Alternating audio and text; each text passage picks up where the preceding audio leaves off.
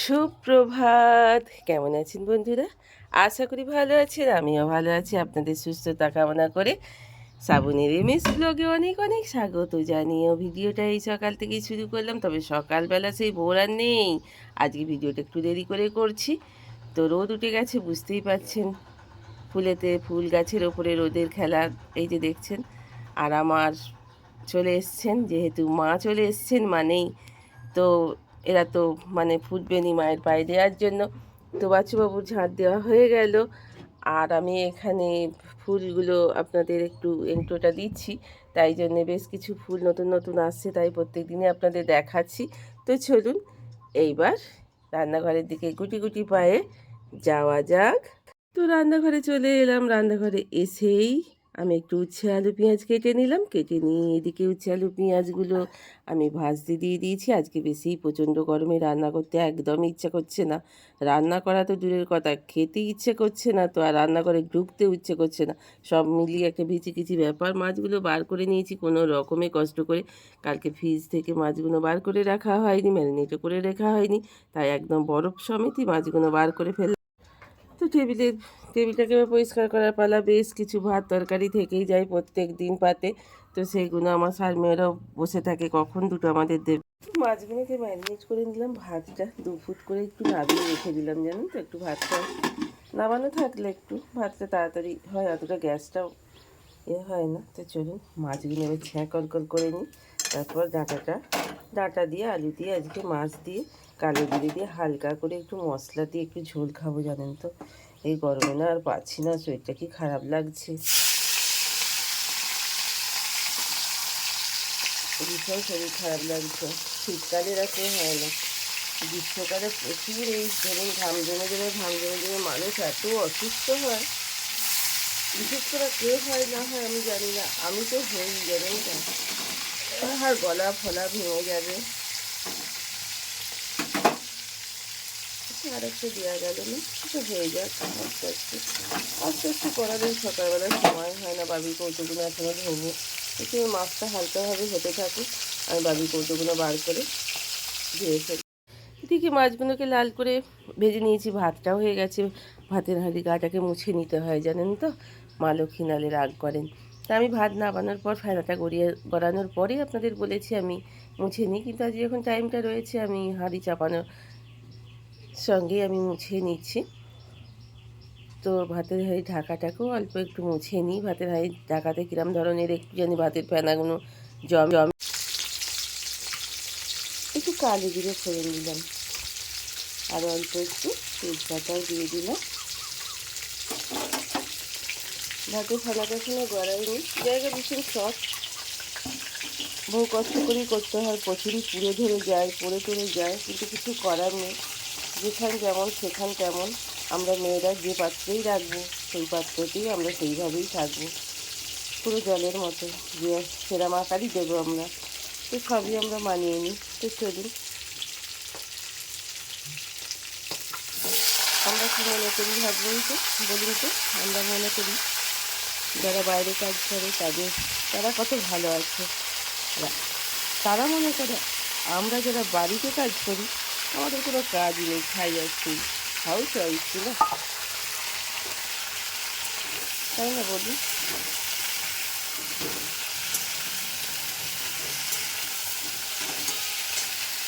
একটা কথা আছে না, আমরা ভাব সম্প্রসারণ করতাম, নদীর এক পার কহে ছাড়িয়া নিঃশ্বাস, এই পারেতে স্বর্গে সুখ।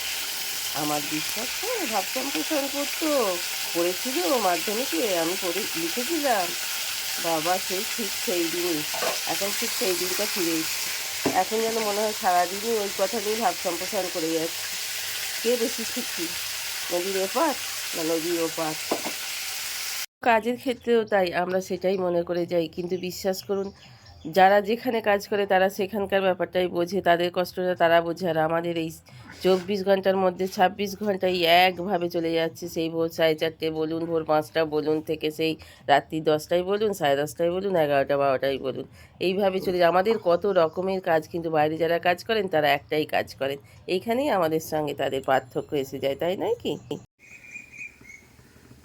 তো রান্না তো ওই হয়েছিল, আর একটুখানি ভীষণ এই প্রচণ্ড গরমে না খালি মনে হচ্ছে একটু টক খাই, কিন্তু কী টক করবো কী টক করবো, আম আছে জানেন তো, কিন্তু আম করলাম না, কয়েকদিন ধরে আম খাওয়া হচ্ছে বলে আমি কোথায় একটু বেসন ছোট্ট ছোট্ট করে বেসনের বড়া করে নিয়েছি, করে নিয়ে আমার এক মাসিমা এই রান্নাটা করে খাওয়াতেন।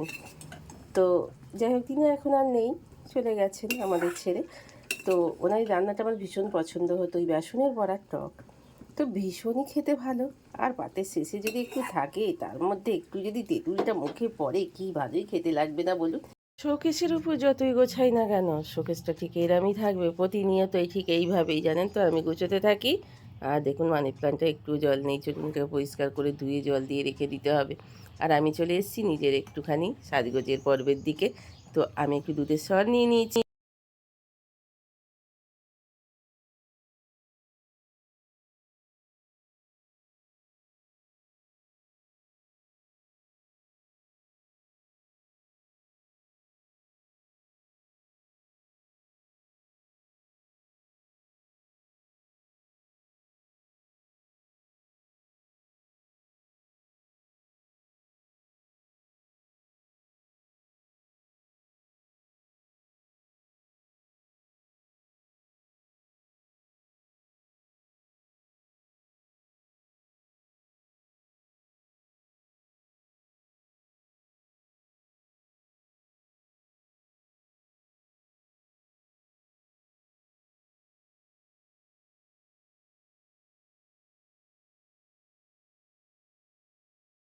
আর বেশ খানিকক্ষণ ধরে ম্যাসেজ করে নেওয়ার পর দুধের সরটাকে এবার আমি বেশ খানিকটা তুলে নিয়েছি, তুলোটা দিয়ে বেশ করে ময়লাটাকে তুলে নিচ্ছি। দেখুন কি ধরনের ময়লা উঠবে, আমার তো মনে হয় সাবান কোনো কিছুতেই এত সুন্দর, যতই ফেস ওয়াশ দিয়ে মুখ ধুন এত সুন্দর এইভাবে মুখে কোনোভাবে ময়লাটা তোলা যায় না। সেই মানে জানি না যারা মানে ইয়ে করে আসেন মানে মুখেতে, তাই আমি হোমমেড এইভাবেই বাড়িতে ফেসিয়ালের মতো করে নিলাম। এবার চলুন স্নানে যাব, খুব সুন্দর করে মুখটাকে আমি সাবান দিয়ে ধুয়ে নেব।